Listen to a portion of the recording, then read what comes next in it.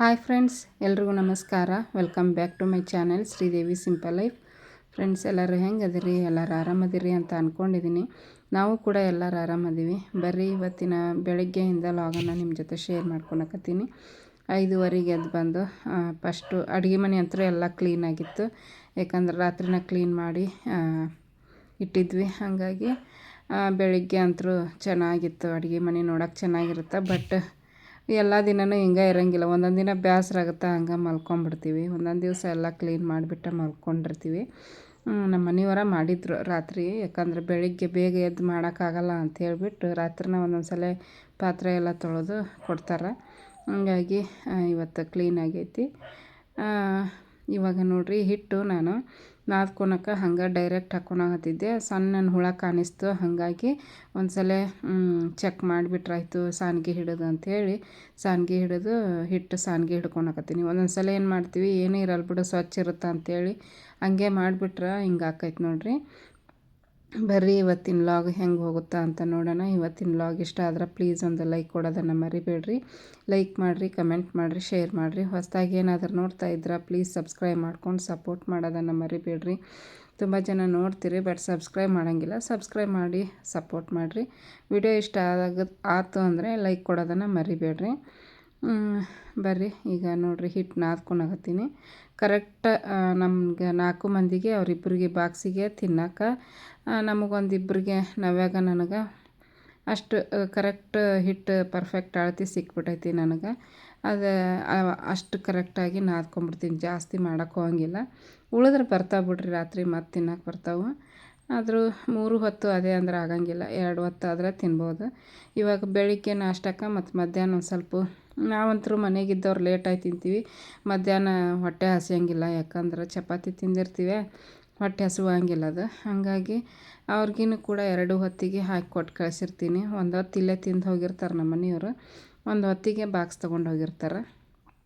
ಹಾಗಾಗಿ ರಾತ್ರಿಗೆ ರೈಸ್ ಮಾಡ್ಕೊಂಡ್ರಾಯ್ತು ಅಂತೇಳಿ ಬೆಳಿಗ್ಗೆ ಎದ್ದ ತಕ್ಷಣ ಚಪಾತಿ ಮಾಡಕತ್ತೀನಿ. ದಿನ ಒಂದ್ಕು ಏನು ಮಾಡೋದು ಅಂತೇಳಿ ಕೆಟ್ಟು ಹೋಗ್ಬಿಡ್ತೈತಿ. ಅದೇ ಪದೇ ಅದನ್ನೇ ಮಾಡಿದರೂ ಇಷ್ಟ ಆಗಂಗಿಲ್ಲ. ತಿನ್ನೋಕೆ ಒಂಥರ ಮಾರಿಗೆ ಹೊಡೆದಂಗೆ ಆಗ್ಬಿಡ್ತೈತಿ.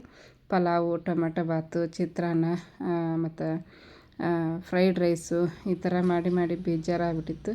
ಅದಕ್ಕೆ ಇವತ್ತು ಚಪಾತಿ ರಾತ್ರಿನೂ ಮಾಡೋಕ್ಕಾಗಂಗಿಲ್ಲ ಅಂತ ಹೇಳ್ಬಿಟ್ಟು ಬೆಳಿಗ್ಗೆ ಮಾಡಿಬಿಟ್ರೆ ಚೆನ್ನಾಗಿರ್ತೈತಿ ಅಂಥೇಳಿ ಡಾಕ್ಟ್ರು ಒಬ್ಬೊಬ್ರು ಏನು ಹೇಳ್ತಾರೆ, ಅವಾಗೆಲ್ಲ ಹೊಟ್ಟೆ ತುಂಬ ತಿಂದು ಮಲ್ಕೊತಿದ್ರು. ಬಟ್ ಇವಾಗೆಲ್ಲ ರಾತ್ರಿ ಊಟ ಜಾಸ್ತಿ ಮಾಡಬಾರ್ದು, ಹಗಲಿನೇ ಜಾಸ್ತಿ ತಿನ್ನಬೇಕು, ರಾತ್ರಿ ಕಡಿಮೆ ಮಾಡಬೇಕು ಅಂತಾರೆ.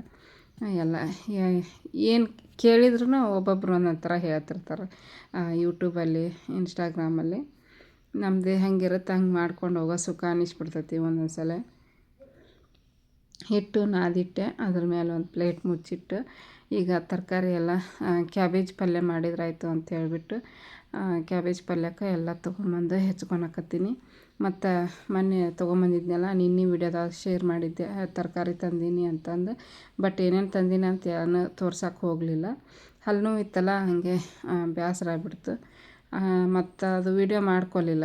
ಪದೇ ಅದನ್ನೇ ತೋರಿಸ್ತೀನಿ ಅಂತ ಹೇಳ್ಬಿಟ್ಟು. ಈಗ ನೋಡಿರಿ, ಸೌತೆಕಾಯಿ ಒಂದು ಮೂಲಂಗಿ ಹೊರಗೆ ತೆಗೆದಿಟ್ಟೀನಿ. ಮತ್ತು ಕ್ಯಾಬೇಜು, ಒಂದು ಈರುಳ್ಳಿ. ಕ್ಯಾಬೇಜು ಫಸ್ಟು ಇವನ್ನ ಈರುಳ್ಳಿ ಟೊಮೆಟೊ ಹೆಚ್ಕೊಂಡ್ಬಿಟ್ರಾಯ್ತು.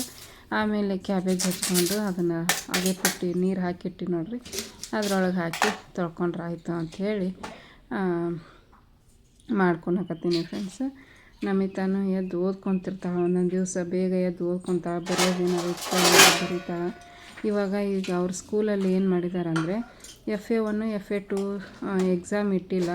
ಬರೀ 1 ಟರ್ಮ್ ಅಂದರೆ ಫಸ್ಟ್ ಸೆಮ್ಮಲ್ಲಿ ಈಗ ಒಂದು 5 ತಿಂಗಳಲ್ಲಿ 2 ಎಕ್ಸಾಮ್ ಅಷ್ಟೇ. ಒಂದು 25 ಮಾರ್ಕಸಿಂದು, ಇನ್ನೊಂದು 50 ಮಾರ್ಕಸಿಂದು ಇರಬೇಕು. ಅಷ್ಟೇ ಇಟ್ಟಿದ್ದಾರೆ. FA1 FA2 ಇಟ್ಟಿಲ್ಲ. ಯಾಕಂದರೆ CBSE ಸಿಲೆಬಸ್ ಚೇಂಜ್ ಆಗಿತ್ತಲ್ಲ, ಹಂಗಾಗಿ ಪ್ರಾಜೆಕ್ಟ್ ಎಲ್ಲ ಕೊಡ್ತಾಯಿದ್ದಾರೆ ಬರೆಯೋಕೆ. ಪ್ರಾಜೆಕ್ಟ್ ಕೊಟ್ಟಿದ್ದಾರೆ, ತುಂಬ ಬರಿತಾ ಇರ್ತಾಳೆ. ಅವ್ರಿಗೆ ಆ ಪ್ರಾಜೆಕ್ಟ್ ಮೇಲೇ ಮಾರ್ಕಸ್ ಕೊಡ್ತಾರಂತೆ. ಹಂಗಾಗಿ ಬೆಳಿಗ್ಗೆ ಎದ್ದು ರಾತ್ರಿ ಎಲ್ಲ ಬರ್ಕೊತಿದ್ಲು, ಬೆಳಿಗ್ಗೆ ಎದ್ದು ಒಂದು ಸ್ವಲ್ಪ ಓದಾಕತ್ತಿದ್ಲು.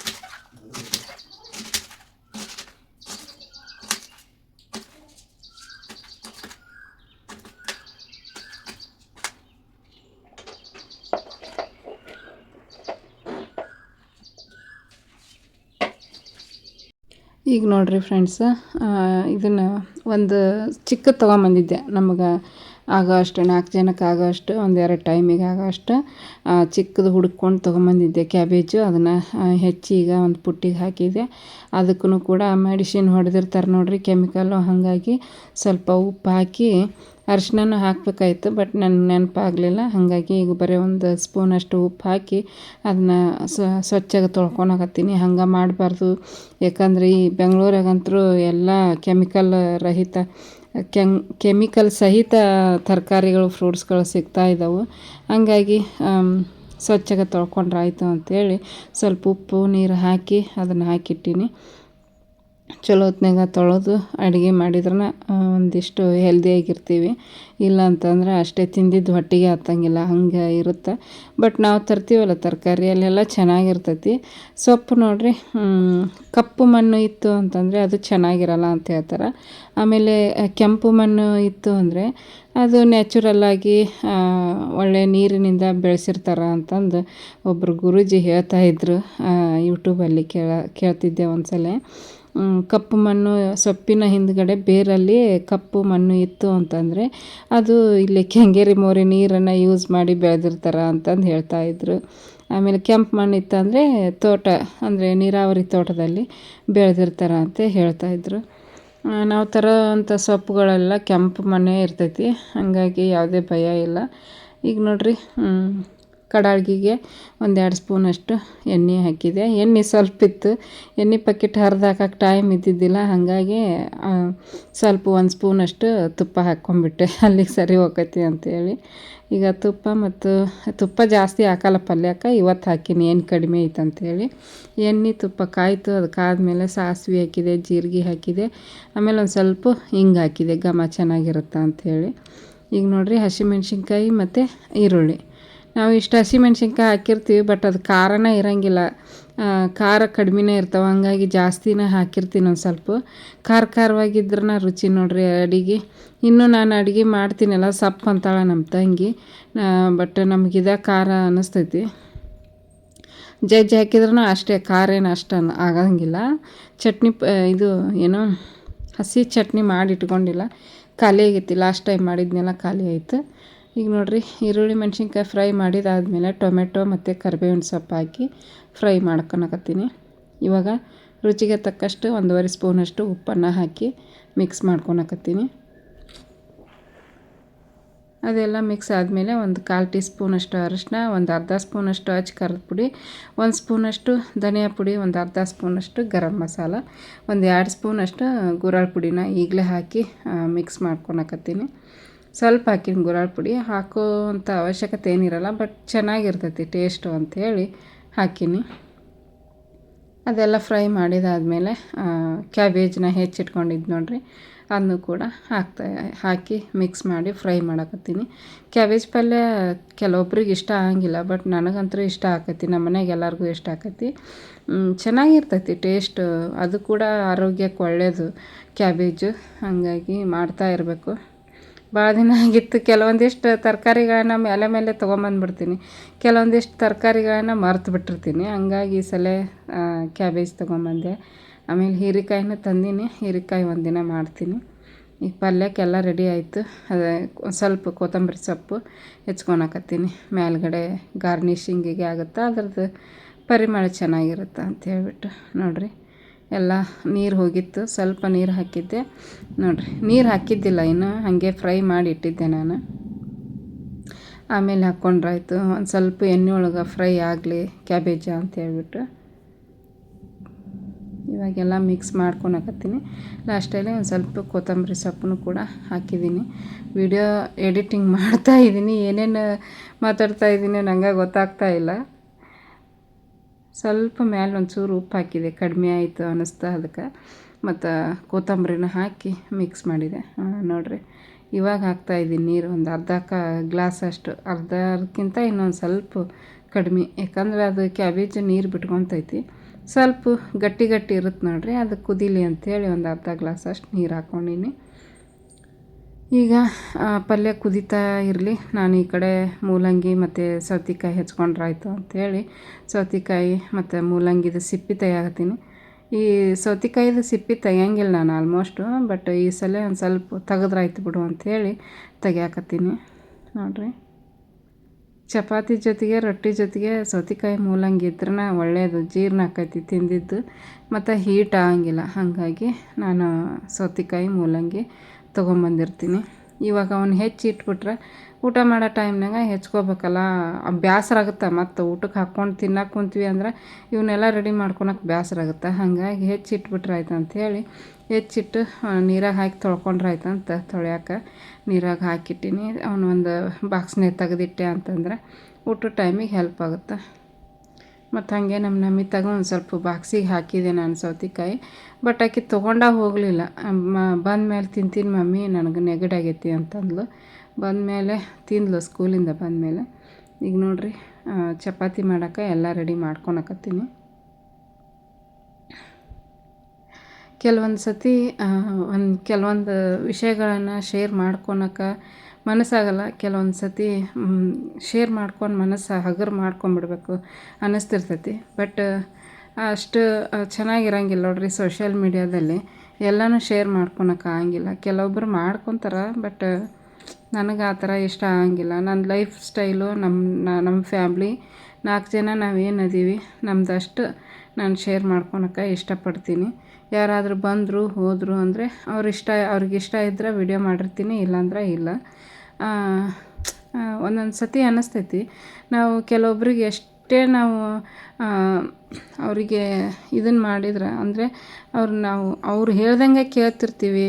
ಅವರು ಏನು ಅನ್ಕೊತಾರ ಏನಿಲ್ಲ ಅಂತ ಹೇಳಿಬಿಟ್ಟು ಅವರಿಗೆ ನಾವು ಎಲ್ಲ ಮಾಡ್ತಿರ್ತೀವಿ. ಬಟ್ ಅವರು ನಮ್ಮನ್ನು ಯೂಸ್ ಮಾಡ್ಕೊತಾರೆ. ಕೆಲವೊಂದು ಟೈಮ್ಗಳಲ್ಲಿ ಯೂಸ್ ಮಾಡಿಕೊಂಡು ಲಾಸ್ಟ್ ಅವ್ರ ಟೈಮ್ ಇದ್ದಾಗ ನಮಗೆ ಒಂಥರ ರೆಸ್ಪೆಕ್ಟೇ ಕೊಡೋಂಗಿಲ್ಲ, ಒಂಥರ ಕೀಳಾಗಿ ನೋಡೋದು, ಆ ಥರ ಮಾಡ್ತಿರ್ತಾರೆ. ಹಂಗಾಗಿ ಅಂಥವ್ರನ್ನ ಎಲ್ಲಿಡಬೇಕು ಅಲ್ಲಿ ಇಟ್ಬಿಟ್ರೆ ನಾವು ಕೂಡ ನೆಮ್ಮದಿಯಾಗಿರ್ತೀವಿ, ಅವರು ಕೂಡ ನೆಮ್ಮದಿಯಾಗಿರ್ತಾರೆ ಅನ್ನಿಸ್ಬಿಡ್ತೈತಿ ಫ್ರೆಂಡ್ಸ್. ಯಾಕೆ ಹೇಳ್ತಾ ಇದ್ದೀನಿ ಅಂತಂದರೆ, ನಿನ್ನೆ ಒಂದು ವಿಡಿಯೋ ನೋಡಿದೆ ಫ್ಯಾಮ್ಲಿ ಅವ್ರದ್ದು ಕೂಡ. ಫ್ಯಾಮ್ಲಿಯಲ್ಲಿ ಏನೋ ಒಂದು ಸಮಸ್ಯೆ ಆಗಿತ್ತು. ಅವರು ಹೇಳ್ಕೊತಾ ಇದ್ದರು. ಬಟ್ ಪ್ರತಿ ಸಲನೂ ಹೇಳ್ಕೊತಿದ್ರು.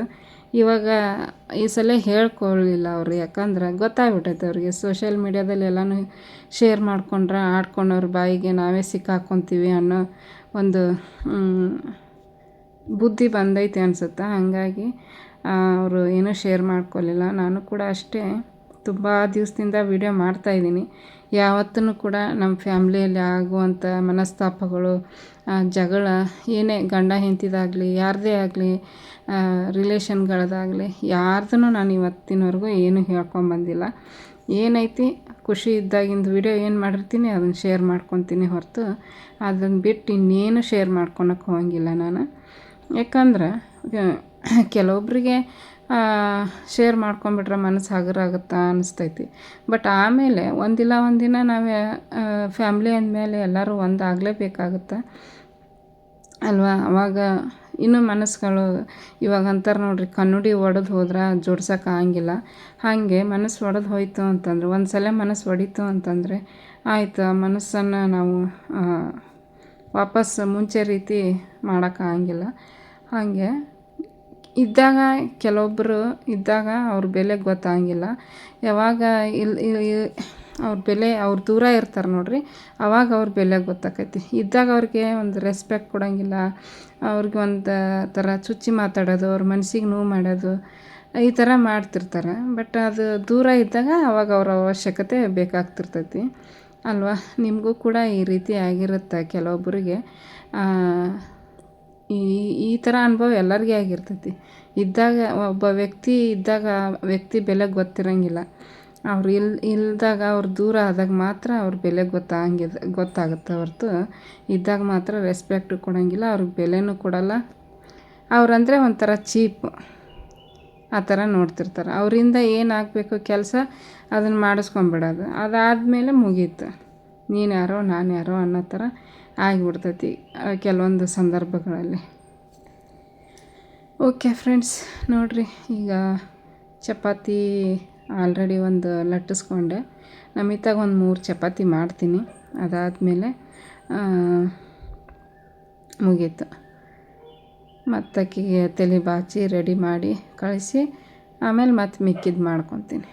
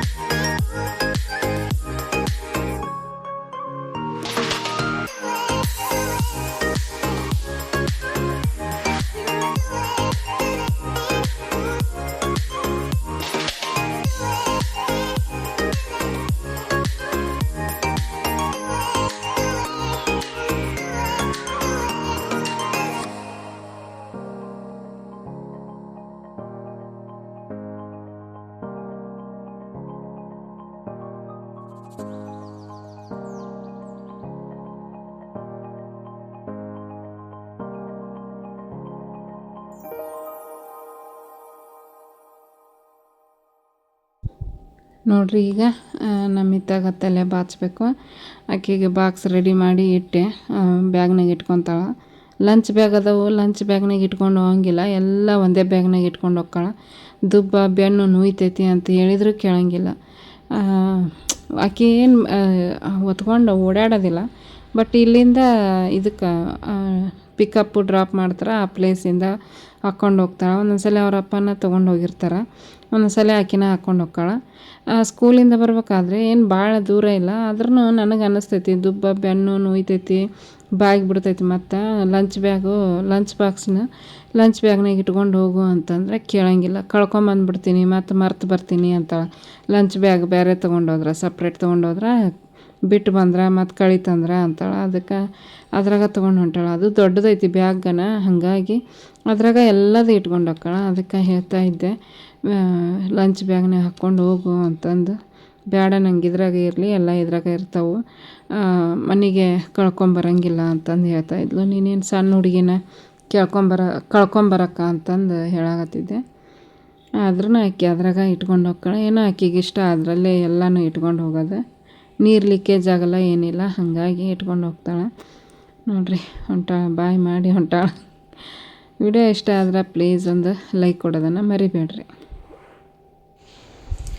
ನೋಡಿರಿ ಈಗ ನಾನು ನಮಿತಾ ಹೋದ್ಮೇಲೆ ಅಷ್ಟು ಚಪಾತಿ ಮಾಡಿಟ್ಟೆ. ನೋಡಿರಿ ಖಾಲಿ ಹಾಕ್ಕವು ಈಗ ಚಪಾತಿ. ಅದು ಪರಾತ ತಿಕ್ಕಾಕಿಡಬೇಕು, ಖಾಲಿ ಆದಮೇಲೆ ತಿಕ್ಕಾಕಿಟ್ರಾತಂತ ಅದ್ರಾಗ ಇಟ್ಟೀನಿ ಚಪಾತಿ. ಇಲ್ಲಿ ನೀರು ಕಾಸಕ್ಕಿಟ್ಟೀನಿ. ಬಿಸಿನೀರಿಗೆ ಜೀರಿಗೆ, ಸೋಂಪು ಮತ್ತು ಧನಿಯಾ ಕಾಳು ಒಂದು ಅರ್ಧ ಸ್ಪೂನಷ್ಟು ಹಾಕಿ ಕುದಿಯಾಕಿಟ್ಟೀನಿ. ರಾತ್ರಿ ಇಡೋಕೆ ನೆನಪಾಗಲ್ಲ, ಅದಕ್ಕೆ ಇವತ್ತಿಂದ ಸ್ಟಾರ್ಟ್ ಮಾಡಬೇಕು ಇದನ್ನು ಕುಡಿಯೋಕ್ಕಂತೇಳಿ ಕುದಿಸಾಕಿರ್ತೀನಿ. ನೆನೆಸಿಟ್ಟು ಕುದಿಸಿದ್ರೆ ಇನ್ನೂ ಒಳ್ಳೆಯದು, ಬಟ್ ನೆನಪಾಗಂಗಿಲ್ಲಲ್ಲ, ಅದಕ್ಕೆ ಬೆಳಿಗ್ಗೆ ಈ ರೀತಿ ಹಾಕಿ ಕುದಿಸಾಕತ್ತೀನಿ.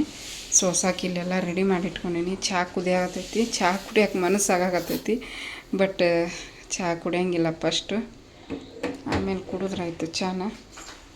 ನೀರು ಕುಡಿತೀನಿ ಫಸ್ಟ್, ಇವನ್ನ ಒಲೆ ಆಫ್ ಮಾಡ್ತೀನಿ. ಚಹಾ ಕುದೀತು ಹಾಲನ್ನು ಬಿಸಿ ಮಾಡಿದೆ ನೋಡ್ರಿ. ಕೆನೆ ಸೋಸೀನಿ, ಇನ್ನೂ ಒಂದು ಸ್ವಲ್ಪ ಬರುತ್ತದೆ, ಸೋಸ್ಕೋಬೇಕು. ಇದೊಂದು ಚೂರು ಕುದಿಲಿ, ಇನ್ನೊಂದು ಚೂರು ಸ್ವಲ್ಪ ತಳಮಳ ಕುದ್ದೈತಿ. ಈಗ ಅಲ್ಲಿ ಒಂದು 10 ನಿಮಿಷ ಆಯ್ತು. ಇಲ್ಲೇ ಪಲ್ಯ, ಇಷ್ಟು ಪಲ್ಯ ಉಳ್ದೈತಿ. ಸೌತೆಕಾಯಿ ನಮಿತ ತೊಗೊಂಡು ಹೋಗಲಿಲ್ಲ, ಬಂದು ತಿಂತೀನಿ ಅಂತ ಹೇಳ್ಬಿಟ್ಟು ಇಲ್ಲೇ ಬಿಟ್ಟು ಹೋದ್ಲು. ತಿಂತ ಅಂತ ನಾನು ಹೆಚ್ಚಿಟ್ಟೆ. ಮೂಲಂಗಿ ಸೌತೆಕಾಯಿ ಇಷ್ಟ ಜೋರಾಗಿ ಕುದಿಯಾಕತ್ತೈತೆ ನೋಡ್ರಿ. ಸಾಕು, ಅದನ್ನು ಆಫ್ ಮಾಡ್ತೀನಿ, ಸಾಕು, ಕುದಿಲ್ಲ ಅಷ್ಟೇ. ಈಗ ಇವನ್ನೆಲ್ಲ ಜೋಡಿಸ್ಕೋಬೇಕು. ಪಾತ್ರೆ ಏನು ಸ್ವಲ್ಪ ಅದಾವು ನೋಡ್ರಿ, ಇಷ್ಟ ಹೆಚ್ಕೊಂಡಿದ್ವು ಅಷ್ಟ. ಚಪಾತಿ ಮಾಡಿದ್ದು, ಆಮೇಲೆ ತೊಳಿತೀನಿ ಎಲ್ಲ ಮಕ್ಕಳೇ. ಕಸ ಗುಡಿಸ್ಬೇಕು. ನಾವೇ ಇನ್ನೂ ಮಕ್ಕೊಂಡ ಕಸ್ತಾರ ಬಂದೇ ಇಲ್ಲ ನೋಡ್ರಿ, ತುಂಬಿಬಿಟ್ಟೈತಿ. 2 ತುಂಬ್ಯವು. ನಿನ್ನೆ ಬಂದಿದ್ದರು, ಆ ಕಡೆ ಹೋದ್ರು, ಕೆಳಗೆ ಹೋದವ್ರು ಒಳ್ಳೆ ಬರಲೇ ಇಲ್ಲ. ಇವತ್ತು ಬರ್ತಾರ ಏನೈತಿ ನೋಡಬೇಕು. ಕಸ ಗುಡಿಸ್ಬೇಕು ಮನೆಯೆಲ್ಲ.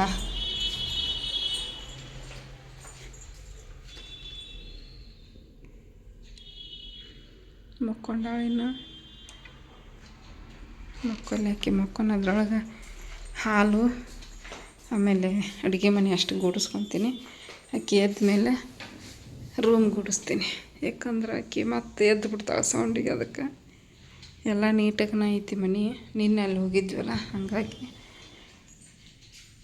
ಸ್ವಲ್ಪ ಒಂಚೂರು ಸರಿ ಮಾಡಿ ಜಾಡಿಸಿ ಕಸ ಗುಡ್ಸೋದು. ಅದು ನೀರು ಕುಡಿತೀನಿ ಈಗ. ನೋಡಿರಿ ಫ್ರೆಂಡ್ಸು, ಇವತ್ತು ನಾನು ಒಬ್ಬಕ್ಕೆ ಊಟ ಮಾಡಕತ್ತೀನಿ ಸೋಫಾದ ಮ್ಯಾಗ ಕೂತ್ಕೊಂಡು. ಯಾಕಂದ್ರೆ ನಾವೇ ಇನ್ನೂ ಎದ್ದಿದ್ದಿಲ್ಲ, 10 ಗಂಟೆ ಆದ್ರೂ ಎದ್ದಿದ್ದಿಲ್ಲ. ಹಾಗಾಗಿ ಮಕ್ಕೊಂಡಿದ್ಲಲ್ಲ, ಮಕ್ಕೊಲ್ಲಿ ಬಿಡು ಅಂತ ಹೇಳಿಬಿಟ್ಟೆ. ಯಾಕಂದ್ರೆ ಹಿಂದಿನ ದಿವಸ ನಮ್ಮ ತಂಗಿ ಮನೆಗೆ ಹೋಗಿದ್ವಲ್ಲ, ಆಕೆಗೆ ಮಧ್ಯಾಹ್ನ ಮಕ್ಕೊಳಕ್ಕಾಗಿದ್ದಿಲ್ಲ. ಮಧ್ಯಾಹ್ನ ಮಕ್ಕೊಂಡ್ಲು ಅಂದರೆ ಬೆಳಿಗ್ಗೆ ಬೇಗ ಎದ್ಬಿಡ್ತಾಳೆ. ಹಂಗಾಗಿ ಇವತ್ತು ಲೇಟಾಗಿದ್ಲು. ಮತ್ತು ಹೊರಗನ ವಾತಾವರಣ ಬರೀ ತಣ್ಣನ ಗಾಳಿ ಬೀಸಾಕತ್ತಿತ್ತು. ಮಕ್ಕೊಲ್ಲಿ ಬಿಡು, ಎದ್ದ ಮೇಲೆ ಊಟ ಮಾಡಿಸಿದ್ರಾಯ್ತು ಅಂಥೇಳಿ ನಾನು ಎಬ್ಸಕ್ಕೆ ಹೋಗಲಿಲ್ಲ. ಎಬ್ಸಿಬಿಟ್ರೆ ಮತ್ತು ನಿದ್ದೆ ಎರಕಳೆ ಹತ್ತಂದ್ರೆ ಕಿರಿಕಿರಿ ಮಾಡ್ತಾವೆ ಸಣ್ಣ ಹುಡುಗರ ಥರ. ಅದಕ್ಕೆ ಮಕ್ಕೊಲ್ಲಿ ಅಂಥೇಳಿ ಬಿಟ್ಟಿದ್ದೆ. ಇಲ್ಲಿ ನೋಡಿರಿ, ಅಗಸೆ ಚಟ್ನಿ, ಮೊಸರು, ಕ್ಯಾಬೇಜ್ ಪಲ್ಯ, ಮೂಲಂಗಿ ಸೌತೆಕಾಯಿ ಮತ್ತು ಚಪಾತಿ. ಇದು ಅಗಸೆ ಚಟ್ನಿ ಪುಡಿ ಅಂತೂ ಮಸ್ತ್ ರುಚಿಯಾಗಿ ಬಂದೈತಿ. ಮೊಸರು ಹಾಕ್ಕೊಂಡು ಈ ರೀತಿ ಚಪಾತಿ, ರೊಟ್ಟಿ, ಬಿಸಿ ಬಿಸಿ ಅನ್ನ. ನಿನ್ನೆ ಮಧ್ಯಾಹ್ನ ನಾನು ಬೆಳಗ್ಗೆ ಚಪಾತಿ ತಿಂದಿದ್ನಲ್ಲ, ಹಾಗಾಗಿ ಮಧ್ಯಾಹ್ನ ರೈಸ್ ಮಾಡಿಕೊಂಡು ಮೊಸರು ಹಾಕ್ಕೊಲಿಲ್ಲ, ತುಪ್ಪ ಹಾಕ್ಕೊಂಡೆ. ಬಿಸಿ ಬಿಸಿ ತುಪ್ಪ, ಅಗಸೆ ಚಟ್ನಿ ಹಾಕ್ಕೊಂಡು ಉಪ್ಪಿನಕಾಯಿ ಹಚ್ಕೊಂಡು ತಿಂದೆ. ಮಸ್ತಾಗಿತ್ತು ರುಚಿ. ಇಷ್ಟ ಇವತ್ತಿನ ವ್ಲಾಗು. Thanks for watching. ಎಲ್ರಿಗೂ ಧನ್ಯವಾದಗಳು. ಬಾಯ್.